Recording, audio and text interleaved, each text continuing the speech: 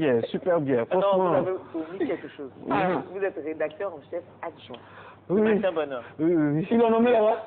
Oui. C'est ça que j'ai parlé. La semaine prochaine, je vais vous dire les inconvénients. Et le coach spécial Par de défaut. Nessim.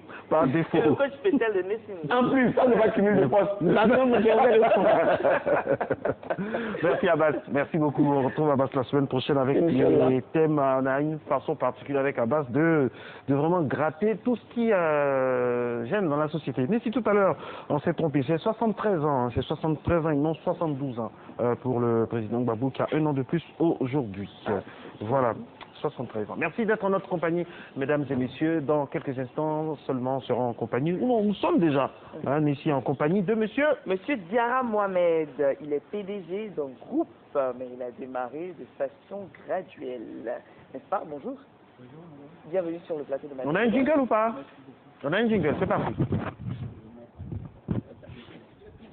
Ok, on va directement, on y va. Super. Alors, vous avez démarré en Côte d'Ivoire, tranquillement, le cursus scolaire. Vous êtes retrouvé au Maroc, ensuite en France. Racontez-nous tout. Alors, déjà, je ne sais pas si on a assez de temps pour...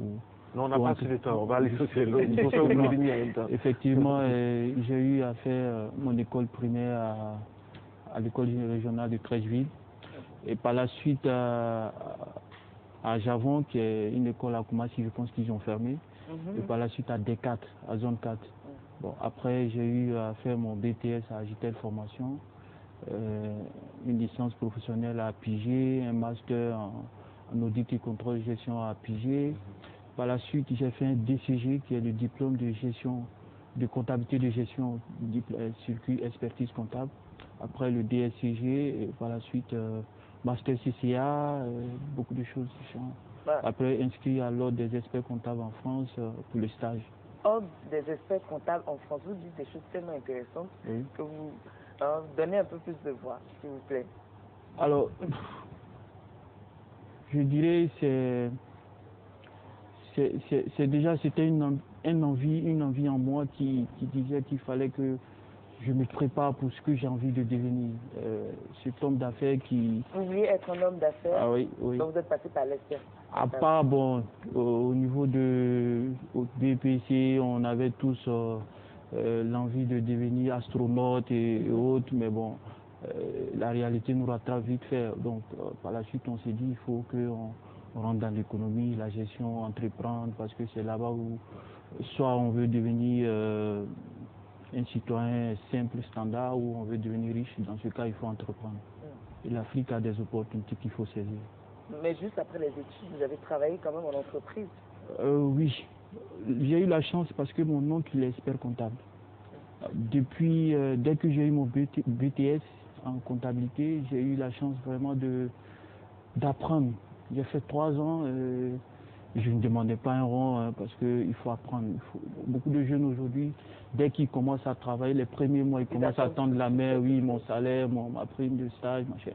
Bon, c'est pas ce qui est le plus important. Le plus important, c'est de se former, apprendre et puis connaître les réalités de l'entreprise et par la suite, on peut se lancer et on aura quand même un barrage technique qui nous permet de comprendre un peu et puis manager son entreprise. Donc après ça, combien d'années avec l'oncle? 3 ans à peu près. 3 ans à peu près. 3 ans. Ça demande beaucoup de sacrifices, d'endurance. Il faut savoir ce qu'on veut. Justement, vous, qu'est-ce que vous voulez? Qu'est-ce que vous vouliez? Qu'est-ce que vous avez eu? Et qu'est-ce que vous voulez maintenant? J'imagine que vous êtes à une autre étape maintenant. Alors, je ne dirais pas que je suis à une autre étape. Non, vous n'êtes pas au début. De toute façon, vous n'êtes pas au début. Bon, pour moi, tout est lié. Moi, je ne dis pas c'est des étapes. Parce que quand tu dis étape, ça dit que tu as une satisfaction. Pas forcément. Bon, ça dépend les étapes aussi, ça peut être pour tendre vers justement la satisfaction. On se fixe des objectifs, des étapes, des échelons. Je le dis pourquoi? Parce que je ne me donne pas des étapes. Je me dis que lorsque tu te donnes des étapes, à un moment, tu as une limite. Donc vous fonctionnez comment? Alors, vous n'avez pas d'objectif dans la vie? Bien sûr.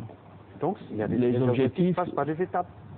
Bon, Peut-être que vous ne voyez pas ça, mais il y a toujours des étapes qu'on franchit. Il y a eu le début, quand vous étiez de mettre en place votre société, il y a eu des personnes que vous avez rencontrées qui vous ont aidé, il y a eu des situations que vous avez vécues qui vous ont forgé, qui vous ont donné de l'expérience, du coffre. Bon, les étapes, c'est plutôt... la vie d'un homme n'est pas en étape. Parce que j'insiste sur ma position. Parce que tu subis les événements. Les étapes, c'est parce que tu programmes, tu te dis ça, c'est ça, jusqu'à ce que tu atteignes un certain niveau. Or, la vie d'un homme, c'est tu subis. C'est vrai, tu programmes, je vais faire ça, je vais faire ça. Et lorsqu'on passe à une autre phase qui est l'entrepreneuriat, c'est toute autre chose. Justement, c'est l'entrepreneuriat. Bon, on peut dire, bon, il y a quand même des phases de progression et autres. Pour vous rejoindre en entreprise, oui, il faut créer. Il y a le démarrage qui n'est pas facile. Oui. Il y a l'environnement dans lequel on arrive. Vous avez, par exemple, vous êtes passé beaucoup longtemps à Paris, par exemple en France. Quand vous arrivez dans votre pays, c'est pas les mêmes réalités. Alors moi, je n'ai jamais été déphasé déjà parce que j'ai jamais eu ce complexe de l'Occident. Non, pas le complexe. Il faut qu'on se comprenne bien. Oui, c'est-à-dire, vous avez étudié là-bas et vous venez dans votre pays d'origine. C'est pas forcément les mêmes réalités. Donc parfois, pour le démarrage, on a reçu des entrepreneurs ici qui parfois au début ont été déphasés. Il y a des informations par exemple qu'ils n'avaient pas. Voilà, donc ça les a. Moi j'ai toujours été en contact avec mon pays. Voilà, c'est ce que j'ai toujours été là pratiquement. Donc à la limite, tu connais les réalités, tu as eu à travailler ici, tu as conseillé des entreprises, parce que le métier d'expertise comptable, tu conseilles des entreprises, tu audites les entreprises d'État, que ce soit au Maroc ou des vraies entreprises d'État où tu les conseilles, c'est comme un médecin qui administre des solutions à ses patients. Donc quand tu passes de l'autre côté, tu sais quelle solution il faut s'administrer, quoi. Donc à la limite, je maîtrise à peu près les réalités en Afrique, que ce soit en Afrique centrale, au Maghreb, en Afrique de l'Ouest, je connais à peu près les réalités. Même les banques, parce que j'ai eu même à auditer des banques en Guinée-Conakry, recommandées par la BCRG, la Banque centrale de la Guinée.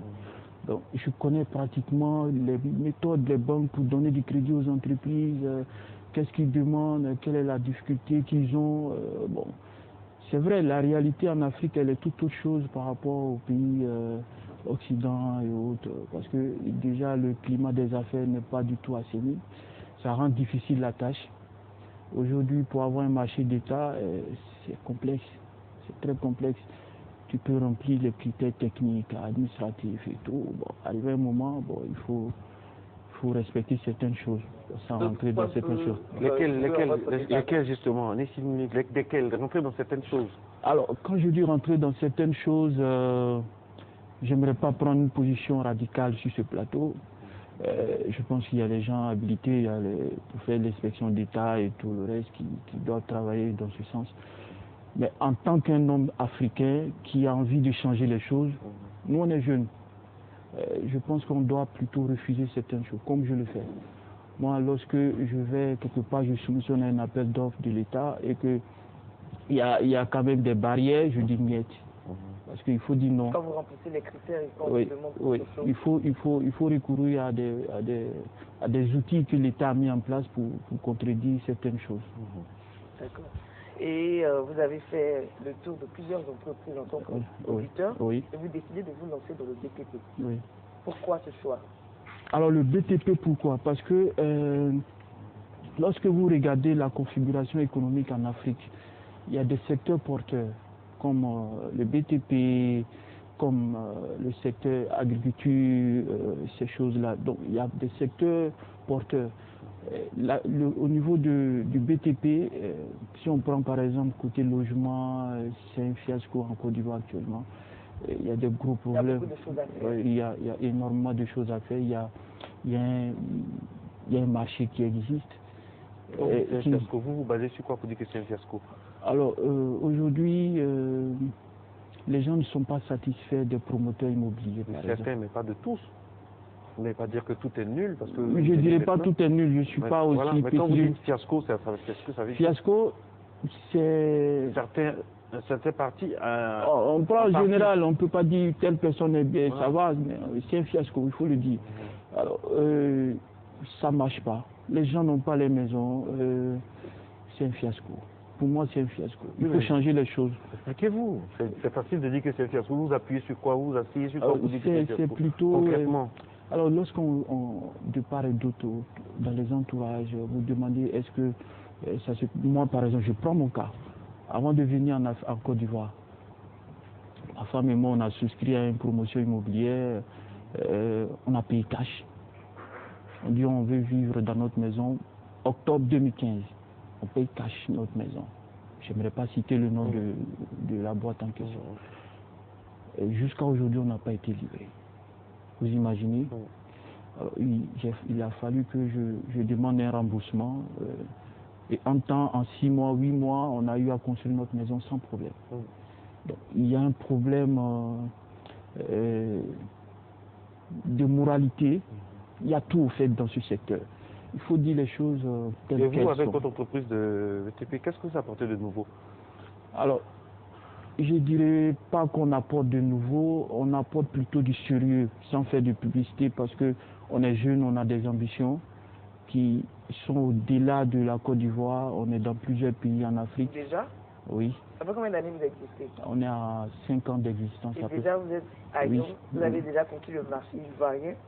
Je ne dirais pas conquis le marché ivoirien parce qu'on est en phase de démarrage pratiquement en Côte d'Ivoire.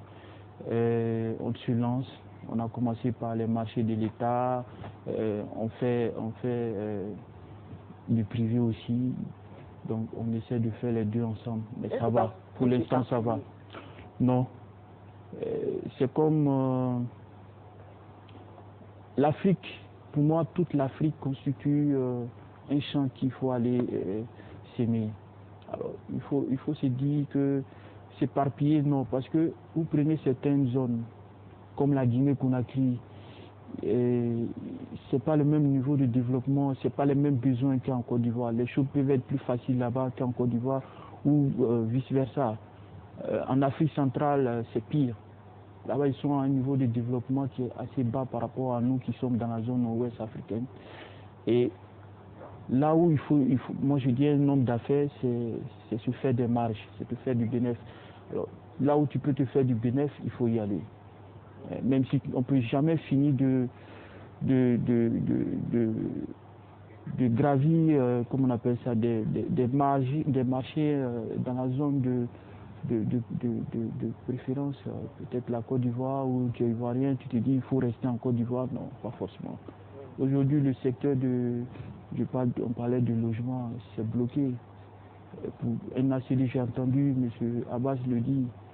Lorsque ACD, on s'est dit, bon, c'était quoi, 3 ou 4 mois, je pense. Aujourd'hui, tu peux te taper 2 ans, 3 ans avant d'avoir ton ACD. C'est un calvaire. Et c'est même un frein au développement de la Côte d'Ivoire. Parce que le secteur immobilier, lorsque le secteur immobilier va, le pays, l'économie va, il se porte mieux. Aujourd'hui, vous introduisez même un permis de construire, là encore, qui est juste un acte administratif. Est-ce que ça correspond à l'urbanisation de la zone ou pas? On n'a pas besoin de passer 1 an, 2 ans pour donner un accord. C'est un calvaire. Il faut dire les choses. Moi, je suis du genre, je dis les choses telles qu'elles sont. Il faut mettre les gens compétents là où il faut. Il faut mettre des gens compétents là où il faut. Votre entreprise, vous employez combien de personnes? Alors en Côte d'Ivoire, permanent, on est à une dizaine de personnes. Il y avait des occasionnels qu'on ne peut pas qualifier de salariés permanents. Vous avez, au-delà de tout ce que vous avez comme bagage, vous avez cherché à acquérir des notions de management, tout ça, pour pérenniser les actions de l'entreprise? Je n'ai pas besoin, je l'ai déjà. En tant qu'expert comptable, je pense que tu atteins le niveau 100. Vous ne vous formez pas encore, il y a la formation. On se met à jour. On se met à jour, il y a des formations de mise à jour par rapport aux tests de loi. Pourquoi vous n'avez pas besoin? Alors, des notions, c'est différent de mise à jour pour moi. Non, mais je veux dire, c'est toujours quelque chose qu'on apprend. Que ça s'appelle notion, ça s'appelle mise à jour, c'est quelque chose qu'on apprend en plus. Donc vous en avez besoin. On actualise les voilà, donc vous en avez besoin. Donc quel conseil pourriez donner par exemple à ceux qui nous regardent, des jeunes comme vous, qui aimeraient vraiment entreprendre? Quels sont les pièges à éviter? Quelles sont les choses à vraiment contourner pour aller de l'avant? Alors à ce niveau, Je pense que tout à l'heure, on parlera comme vous avez dit, des étapes. Il ne faut pas sauter des étapes. Aujourd'hui, vous avez 200 000 francs, 300 000 francs, on ne peut pas créer une entreprise avec ça. Et il faut être pragmatique, il faut aller plutôt investir en bourse, attendre que ça donne des intérêts pour fructifier. Alors, si on veut entreprendre, il faut accepter d'être employé quelque part, accepter d'être salarié, apprendre auprès des chefs d'entreprise les méthodes, les business models, pour dire voilà comment ça fonctionne. Et par la suite, et ça demande beaucoup d'années. Par la suite, on peut se lancer dans l'entrepreneuriat, mais il faut avoir déjà des objectifs. Il faut savoir ce qu'on veut, un business model, une stratégie de développement et tout. Beaucoup de ténacité aussi. Beaucoup de ténacité. Merci beaucoup, Monsieur Diarra, c'est ça, Diarra Mohamed. Bon courage pour la suite. Et puis, ne négligez pas la formation continue, hein, c'est très important. Allez, merci beaucoup. On va continuer aussi.